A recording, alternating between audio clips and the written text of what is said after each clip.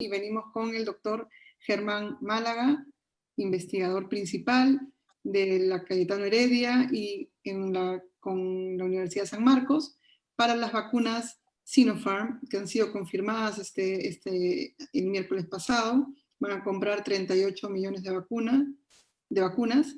Germán Málaga, aparte de doctor, es caserito de este programa, así que bienvenido, doctor Germán, por la entrevista. Más que caserito, soy amigo de ese programa, creo. Son mis amigas. Copresentador. Eso estaba implícito. ¿Cómo están? Bien, bien, doctor. Gracias, bueno. Gracias por el agradecimiento a la presentación. Hola, ¿qué tal? Hola, ¿qué tal, doctor?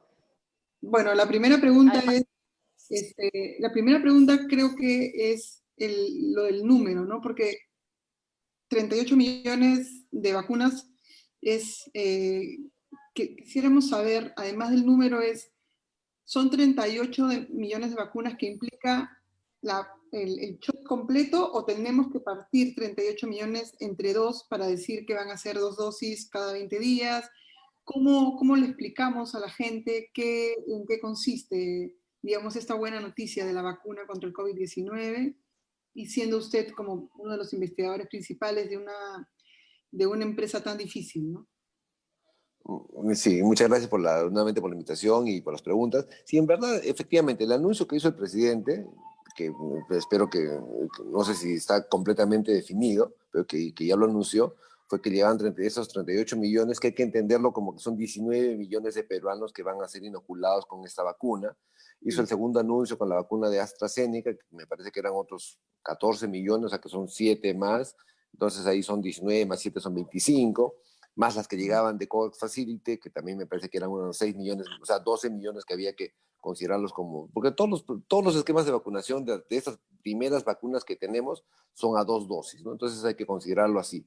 Entonces, claro, digamos, sería ideal que se diera esta circunstancia, tener todos estos montos anunciados, porque eso implicaría tener casi 30 millones de peruanos y peruanos inoculados con la vacuna. Entonces, creo que sería un escenario realmente bueno, ¿no? Ahora, siguen habiendo algunos temores siempre con respecto a una vacuna, sobre todo que es nueva, ¿no? Entonces, se vieron reacciones alérgicas con la vacuna de Pfizer, me parece que fue la que se comenzó a usar primero. ¿Hay algún temor que puedan haber reacciones alérgicas también o que las personas con alergia no deban recibir la vacuna de Sinopharm? No hemos visto ninguno de esos inconvenientes. Los inconvenientes que hemos visto son básicamente los que se tienen con todas las vacunas, incluso un poquito menores, ¿no? Porque, por ejemplo, hace algunas semanas tuvimos la vacunación masiva por estos casos de difteria, y ciertamente, por ejemplo, DPT produce más dolor local, ¿no? Y en general nuestro perfil de efectos adversos ha sido muy, muy parecido al que se tienen con cualquier tipo de vacunas, algo de malestar, algo de decaimiento, que es lo que justamente se busca. Justamente a los voluntarios cuando hacían eso les decíamos, bueno, tranquilo, su sistema inmune debe estar reaccionando y debe estar generando este tipo de síntomas, que es lo normal, ¿no? O sea, cuando un organismo se enfrenta a un antígeno, es decir, una sustancia extraña, una proteína extraña de un virus, como en este caso el coronavirus, genera una serie de síntomas, y que son una fiebrecita leve, un malestar, a veces dolores musculares, dolores articulares, pero es parte de esta reacción esperada con las vacunas, ¿no? Ahora, ¿hay personas que no deben recibir la vacuna, que tengan algún tipo de condición médica que no deban recibir la vacuna? Estamos muy temprano todavía, y en esta etapa lo que se han hecho son en los ensayos clínicos, si bien es cierto nuestros criterios de inclusión han sido bastante amplios, ¿no? Pues, tenemos más del 10% de personas adultas mayores, por ejemplo, tenemos pacientes obesos, tenemos pacientes con diabetes, hipertensión y una serie de patologías. Claro, pero tu pregunta es buenísima porque sí, efectivamente hay grupos que se excluyen en los ensayos clínicos por un tema de protección especial, ¿no? Por ejemplo, mujeres embarazadas, mujeres dando de lactar, niños, personas con cáncer, en quimioterapia, con terapias inmunosupresoras. En esas personas no se ha aprobado estas vacunas. Habrá que ver más adelante qué se hace, pero ciertamente cuando uno se extrapola con las otras vacunas que se tienen, la forma más segura para estas poblaciones más vulnerables justamente son este tipo de vacunas con virus inactivos. ¿no? Son de las formas más seguras porque es un virus que no tiene capacidad de replicación y en cambio, digamos, hay otro tipo de vacunas con virus atenuados y que no se recomiendan, es más, se contraindican. Y la nueva tecnología, pues, del RNA, que no debería haber problema, pero claro, es la primera generación de vacunas, va a ser bien difícil que se pueda proyectar para para estos grupos poblacionales de manera particular, ¿no? Y lo que decía con relación a las alergias, efectivamente, ¿no? Se han visto algunas reacciones alérgicas importantes. El tema es que como para cualquier medicamento, ¿no? Si tienes Panadol y das Panadol a 5 millones de personas, puedes tener ya empezar a tener efectos adversos, ¿no? Entonces, a lo que se llaman los estudios de fase 4. Y cuando acaban los ensayos clínicos, tiene que haber una vigilancia qué pasa con las personas después. Entonces, claro, si tienes 5 o 10 millones de personas, vas a tener un evento adverso mayor. Eso es posible, pero no hay forma de predecirlo hasta que no se vea qué ocurre, ¿no? Quisiera que, por favor, doctor, nos vuelva a explicar. Hoy día el presidente Sagasti en El Comercio habló de qué tipo de vacuna era la vacuna Sinopharm. ¿No? La vacuna Sinopharm, que era la vacuna clásica, la de 1793. Yo quisiera que nos vuelva a explicar algo que usted lo sabe de memoria, pero ¿en qué consiste la vacuna Sinopharm? ¿En qué consiste? ¿Por qué, digamos, confiar en una vacuna y que este método clásico garantiza no solo su efectividad, sino que la gente va a tener el efecto que usted dice, un efecto mínimo? Por favor, explíquenos para todos en qué consiste. Como tú bien dices, estas son las primeras vacunas. Ese tipo de vacunas son las que hemos usado desde tiempos ya, hace cientos de años. Consisten en vacunas de un virus que es capturado, es aislado, que se cultiva el virus. Este virus se hacen trillones de virus y después es químicamente inactivado, ¿no? Químicamente se inactivan estos virus y después, bueno, ya en los estudios se permite establecer cuál es la cantidad de virus que tienen que ser inoculados, pero el punto es ese, es un virus inactivo y además que ya es una forma de vacunas que ya ha sido probada, que ya ha sido exitosa. Así era el virus de la viruela, así ha sido el virus de la polio, así ha sido el virus de enfermedades que ya han desaparecido prácticamente, ¿no? De tal suerte que tenemos la tranquilidad de que es un esquema clásico, es un virus inactivo, no produce la enfermedad de la cual se quiere proteger, produce buena inmunidad, ya ha sido exitosa, vacunas semejantes para erradicar por otras enfermedades y para controlar otras tantas, como los virus de rabia son parecidos, los virus de fiebre amarilla son parecidos. O sea, es una técnica de hacer vacunas que ya se conoce, que ya es bastante bien tratada que se ha usado bastante en la historia de la humanidad. Ahora, ¿se sabe cuál es el grado de efectividad que tienen las vacunas, la vacuna Sinopharm en el estudio que ustedes han venido realizando? Emiratos Árabes Unidos. En el nuestro todavía no, en el nuestro todavía no se tiene ese dato porque estamos a poco más de la mitad de la consecución ya lo hemos hablado en el sentido de que lo que se necesita para demostrar la eficacia es en el grupo de 12.000 vacunados, tener un número de personas que hayan hecho COVID dentro del estudio. Para entenderlo mejor, por ejemplo, en el estudio de Moderna, la vacuna Moderna que se acaba de aprobar hace un par de semanas, del grupo de 30.000 personas que tenían, 195 habían hecho COVID. De estos 195, 11 estuvieron en el grupo que recibieron la vacuna y 184 en el grupo que recibieron placebo. Con esta consideración se hace el cálculo de que es efectiva en el 94.5%, ¿no? Lo mismo para nosotros, tenemos que acumular un número de nuestros 12.000 voluntarios, un número de personas que hagan la enfermedad con COVID, cuántos de estos lo hacen en las candidatas de vacuna, cuántos de estos lo hacen en el grupo de placebo, y ese es uno de los objetivos. Y el otro es, de los que hacen la enfermedad en el grupo de vacunados, con las candidatas a vacuna, cuál es la severidad de esa enfermedad, ¿no? Lo que tenemos de los datos efectivamente de Dubái, de Emiratos Árabes Unidos, es que tiene una protección del 79%, o sea, 80%, pero tiene un 100% de protección para formas severas de enfermedad, ¿no? Que ese es, digamos, el otro objetivo. Y para poner un poco el contexto, si lo que se estableció al inicio de los estudios de vacunas, que tendrían que tener eficacias mayores del 50%. Sí. Nosotros para el estudio pusimos 60% siendo optimistas, pero, por ejemplo, la vacuna de influenza que nos ponemos anualmente tiene una eficacia de 50%, ¿no? Y las eficacias de vacunas, bueno, sarampión tiene el 97%, que es un virus atenuado, pero nuevamente, o sea, hay que mantener la proporcionalidad y 80% es una buena proporción. Claro, no es... Y nuevamente, si nos pusiéramos en el mes de octubre y le preguntábamos a todos los vacunólogos del mundo cuánto esperan que la vacuna de Pfizer y Moderna arrojen como eficacia, nadie hubiera dicho más de 80%. Lo que pasa es que los resultados han sido excelentes, pero ese es un punto. El otro punto que hay que tener siempre también presente es la diferencia entre eficacia y efectividad, ¿no?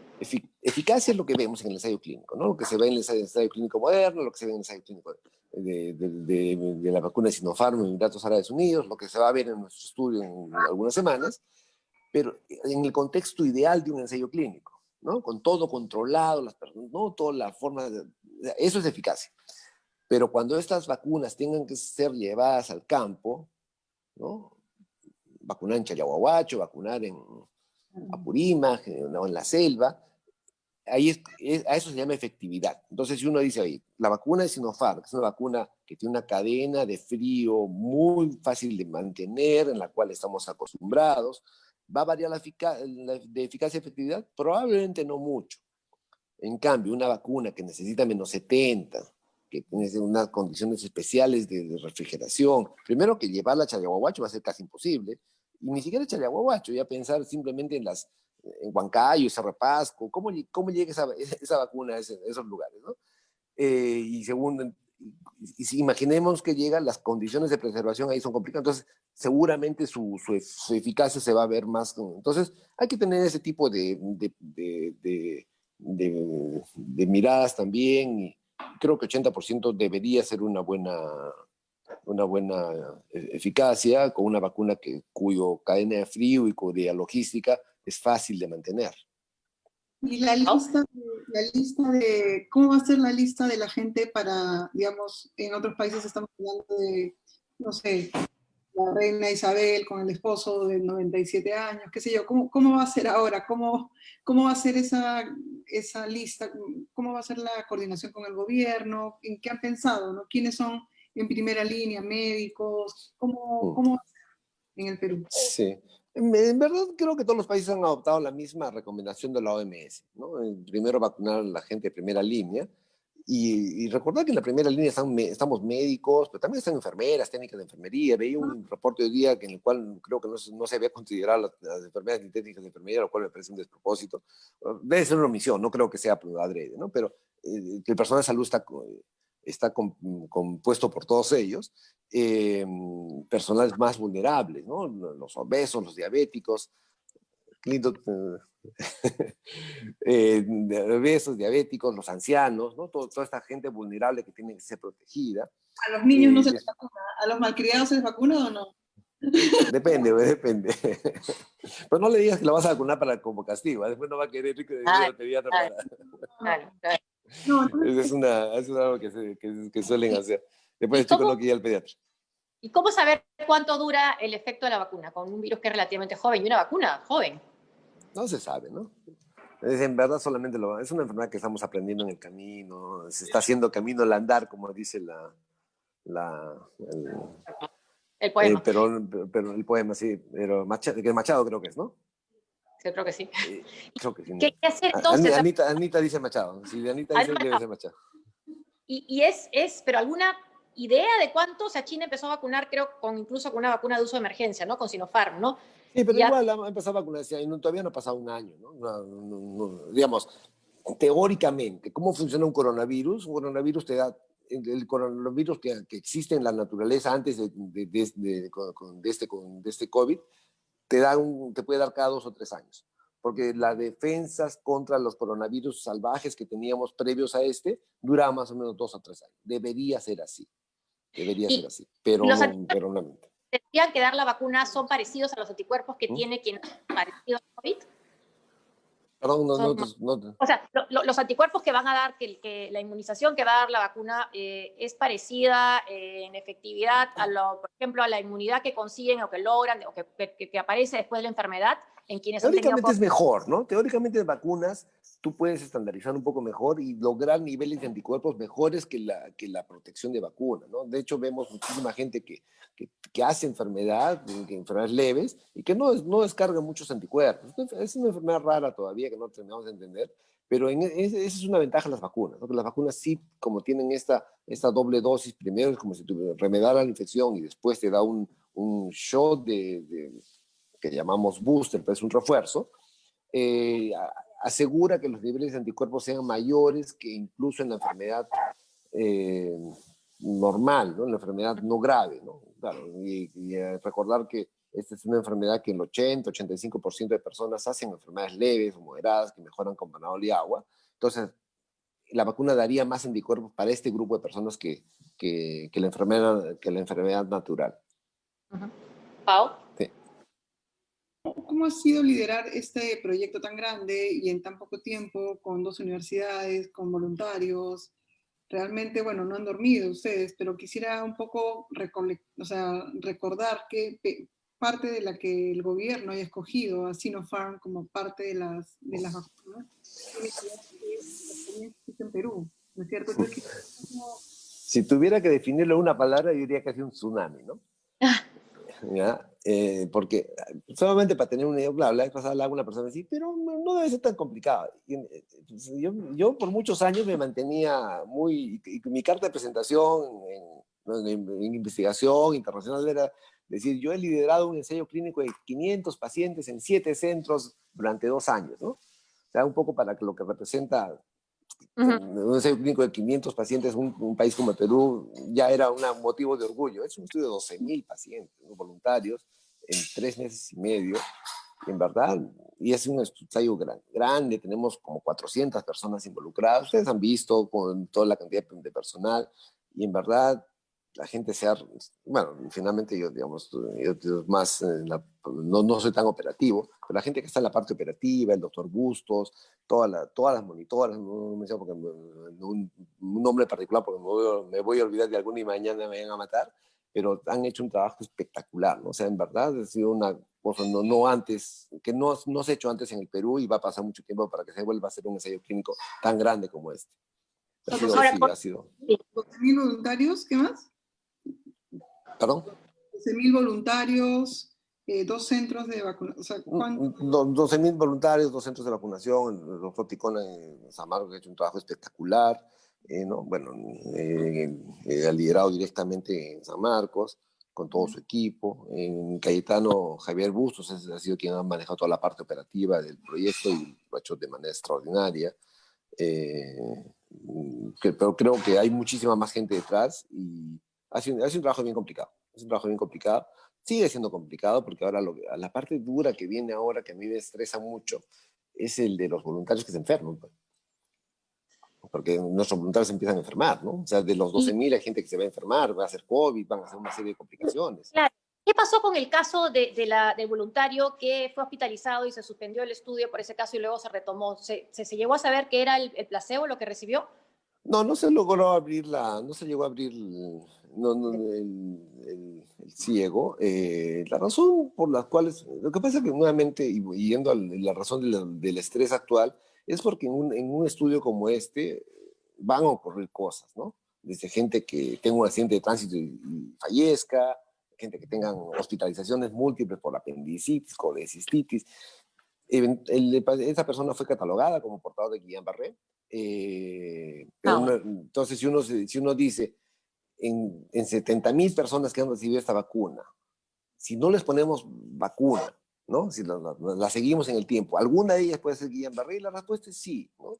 La respuesta, entonces, la capacidad de hacer una relación causa-efecto, es decir, absolutamente sí, la vacuna le ha producido Guillain-Barré, es imposible de establecer esa relación causal. Y esa fue la razón por la cual se retomó el estudio, ¿no? Fue mucho más mediático el tema con AstraZeneca, con las mielitis. Sí. Claro, la pregunta era la misma. Si tenemos una población de 50.000 personas, ¿puede ocurrir mielitis en alguna de estas personas? La respuesta es sí, sí puede ocurrir mielitis en algunas de estas personas, ¿no? Entonces, ¿se puede establecer que la vacuna necesariamente es la causa? No se puede hacer establecer esa relación causal, ¿no? Para quienes tienen temor con la vacuna de Sinopharm, porque es una vacuna china, y hay este prejuicio a veces con los productos chinos, aunque usemos tantos productos chinos, ¿no? Pero quizás también sea porque hay una poca transparencia a nivel político en la China, ¿no? ¿Cómo ha sido trabajar con los científicos chinos en este ensayo? Muy, muy enriquecedor, ¿ya? Lo que han venido, la delegación china han traído 11 hiperespecialistas, ¿no? Pero así, especialistas en cadena de frío, en logística, en manejo de base de datos, ¿no? Y en una serie de... Entonces, trabajar con ellos, esa interacción ha sido riquísima y muy enriquecedora, ha sido sumamente profesional, tomar las cosas con mucha seriedad. Y ciertamente creo que además un aspecto que los grafica de cuerpo entero de la seriedad con que han tomado las cosas es cómo están presentando los resultados. Mientras que Pfizer y Moderna presentaban sus notas de prensa tan pronto terminaron los estudios y después procedieron a enviar los datos para aprobación al regulador, en este caso la FDA, los chinos lo que hicieron, no, terminaron los estudios, no sacaron ninguna nota de prensa, lo que hicieron los resultados fueron, lo subieron a su FDA, el equivalente a la FDA china. Cuando la FDA aprobó, su FDA china aprobó los datos, recién sacaron las notas de prensa, ¿no? Que es como debería funcionar, ¿no? O sea, la ciencia debería funcionar así, no con notas de prensa, claro, estamos en una situación de pandemia, es una situación que todo el mundo quiere tener información, pero lo correcto hubiera sido eso, ¿no? Primero pasar los datos por la FDA, cuando la FDA aprobaba los resultados, sacan las notas de prensa. Entonces, creo que eso habla bastante bien de la seriedad con que se han tomado las cosas y cómo han actuado con relación al manejo de esta información. Doctor, están preguntando si nosotras, Josefina y yo, hemos sido parte de esta operación, de la operación de voluntarios que hizo Cayetana Heredia y Marcos. La respuesta es sí.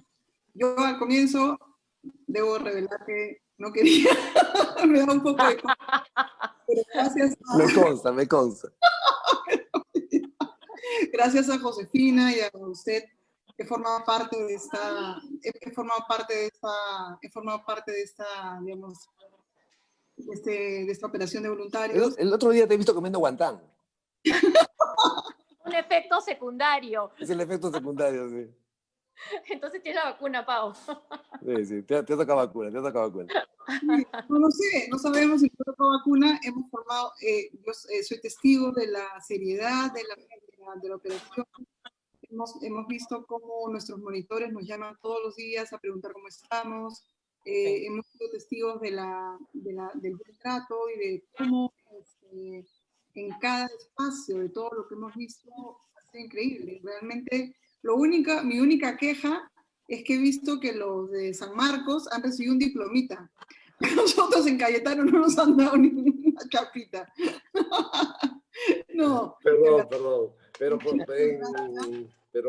por otro lado, estamos muy en Cayetano sí les dábamos sus gaseositas y les dábamos los resultados de cuerpo rey, no se pueden quejar tampoco. ¿Eh? No, para nada. ¿Cuándo terminará el estudio?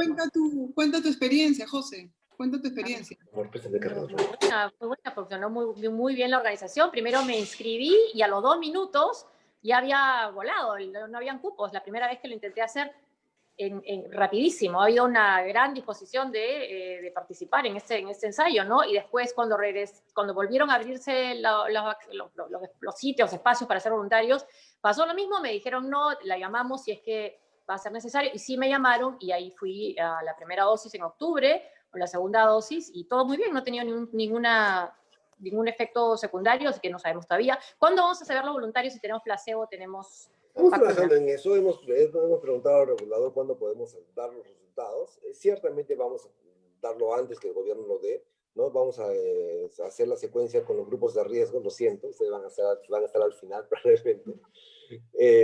Primero, digamos, sería insensato pensar en, digamos, que lleguen las vacunas ahora en enero y a todo el personal de salud que ha confiado en nosotros no habla de sus resultados, sino vacunarlos.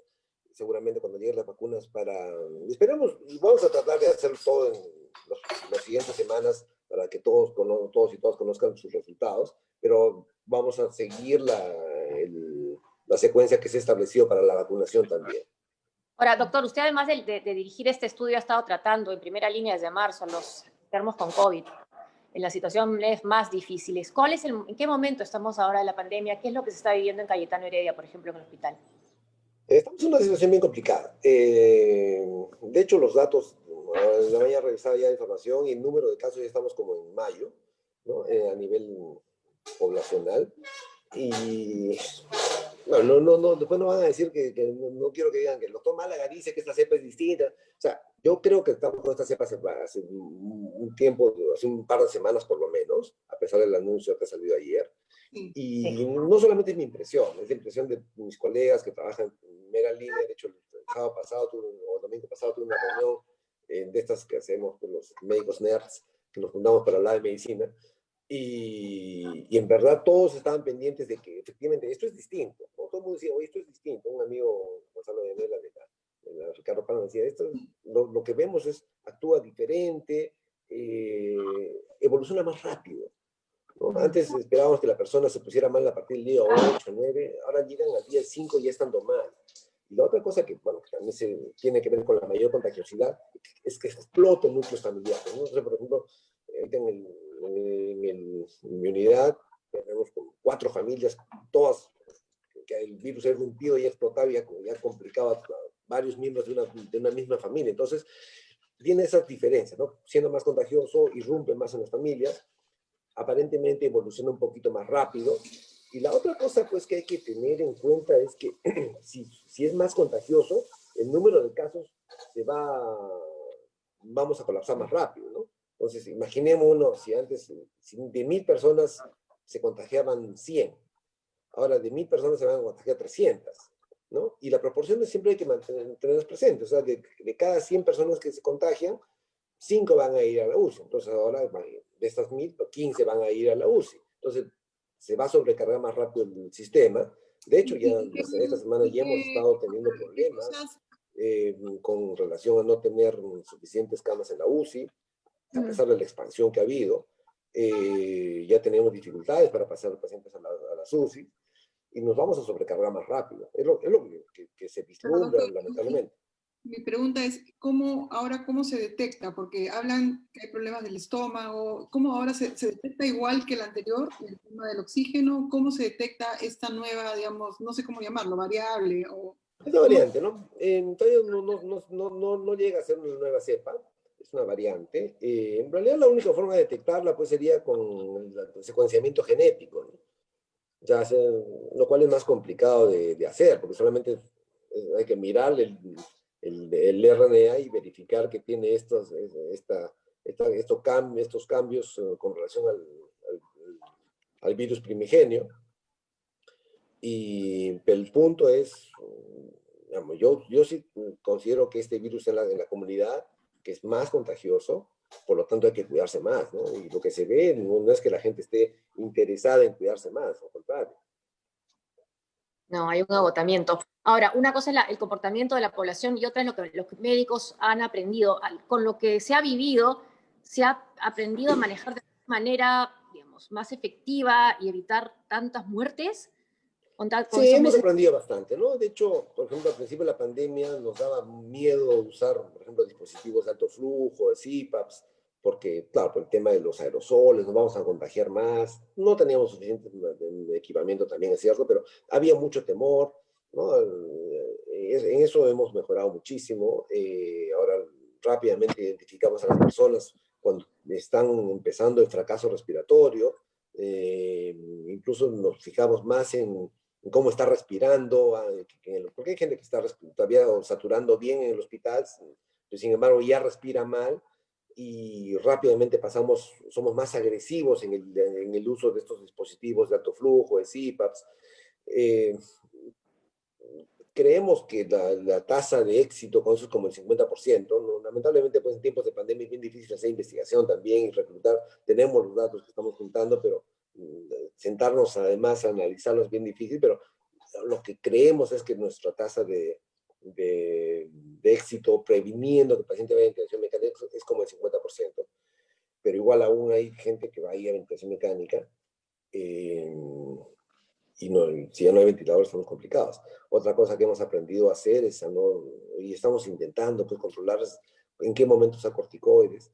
Y ahí pues creo que hemos visto estas luchas intestinas que hay sobre ivermectina o no ivermectina. Sí. Yo ya he cambiado mi prédica con relación a mis pacientes. Cuando me llaman, dicen, mira, si quieres tomar ivermectina, eso ya es, Tu decisión. no creo que te haga daño, pero Claro. hay dos cosas que no tienen que hacer, ¿no? No tomes antibióticos, porque también mucha gente se muere en los hospitales porque, claro, si una persona empieza con citromicina, de ahí pasa a amoxicilina clavulánica, ¿no? Aumentin. De ahí pasa a levofloxacina. Y después va al hospital, las bacterias que tiene esa persona pues son bacterias sumamente seleccionadas. Entonces, cuando entra al hospital, ¿qué le vamos a dar? Y ciertamente tenemos lo que llamamos unos brotes, es decir, la emergencia de nuevas bacterias, que muchas veces el paciente entra a ventilación mecánica, pasa el COVID, pero se muere de una infección que se adquirió porque se usó antibióticos de manera irresponsable. Entonces, lo que yo les digo a mis pacientes, no tomes antibióticos si no es necesario, y no tomes corticoides si no te falta el oxígeno. Los corticoides son importantes, es una herramienta importante para reducir la mortalidad, pero en personas que ya les falta el oxígeno, que ya saturan menos de 94, ¿no? Antes, usarlos con una persona que tiene buena saturación, así tenga imagen, porque, por ejemplo, ayer recibí hasta 3 o 4 llamadas de personas de pacientes, tú sabes que antes de la pandemia yo trabajaba más en la clínica, bueno, que la he dejado abandonada por estos temas. Pero claro, todos pacientes allí me llaman claro, y ahí se ve cómo el virus ha penetrado en grupos de pobladores que antes no habían sido afectados. Y me dice, sí, me han tomado una tomografía y tengo el 20% del pulmón y me han dado ceftriaxona y me han dado dexametasona. Si tu oxígeno está bien y si tienes, aun cuando la imagen radiográfica diga o tomográfica diga que tienes imagen de neumonía, no uses antibióticos cuando necesitas y no uses dexametasona, porque eso te va a agravar el cuadro, ¿no? Es difícil, claro, la parte teórica es bien fácil de decir, sí, bueno, los virus también dan neumonía, no usen los antibióticos. Otra cosa está frente al paciente. Entiendo a los colegas que a veces, pero también tenemos que ser racionales, ¿no? ¿Ah?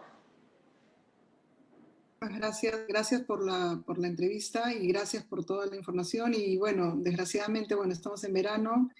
Ojalá que esta nueva variante nos tome más preparados, más prevenidos, sobre todo a la población y el comportamiento. Sabemos por información gubernamental que se vienen algunas medidas para poder actuar en algunas, a nivel regional, por zonas donde estén más altos el número del COVID. Sí.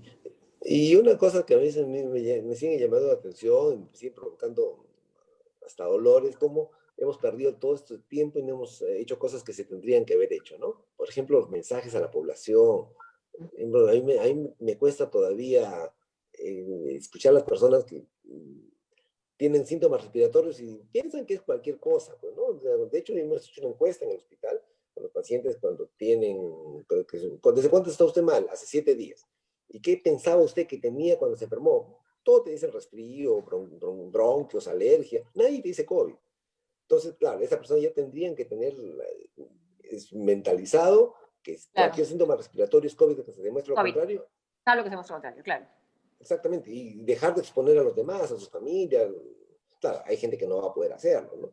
Entonces, hay una serie de cosas que se han debido hacer que no se han hecho y que ahora nos van a golpear otra vez, ¿no? Porque este virus, si es que las predicciones que se dan y que tenemos son ciertas, vamos a tener mucho más casos. Okay. Bueno, muchísimas gracias. A ustedes. Gracias por estar en el primer programa de la pandemia. Y bueno, obviamente va a regresar próximamente. No, bueno, y nuestro agradecimiento también por realizar este estudio de la vacuna, sino también por estar ahí en primera línea arriesgando todos los días su vida para salvar la vida de los peruanos. Muchas gracias. Sí, una cosita que no me quiero olvidar para que no me maten en mi casa, es el próximo 16 a las 16 horas, es el concierto de Médicos Solidarios en agradecimiento y de cierre de campaña bueno, no sé si va a ser cierre de campaña, pero sí es de agradecimiento por todo el soporte que la sociedad en general nos ha dado, ¿no? Entonces, por favor, les voy a pedir que nos ayuden con la la difusión, pero el próximo 16 a las 16 es el concierto de agradecimiento de Médicos Solidarios. ¿Y cómo entramos? O sea, nos van a dar un En un link. ratito te paso el link para que lo pongan, por favor. Lo ponemos ahora ¿Ya? mismo, si lo podemos encontrar de repente, Sí, Patricia. en un ratito se lo Nos paso. lo da ahorita, lo ponemos ahora mismo. Perfecto, sí. En ese ¿Ya? momento. Sí, 16 a las 16, concierto para Médicos Solidarios por Arequipa. En realidad es el concierto, ¿A nivel nacional? concierto nacional de Médicos Solidarios, ¿no? Arequipa y Lima. Ya, Sí. perfecto. Muchas gracias, doctor Málaga. Ahora sí, Gracias. que estén bien, gracias. Gracias. Chao. Domingo para todos. Gracias.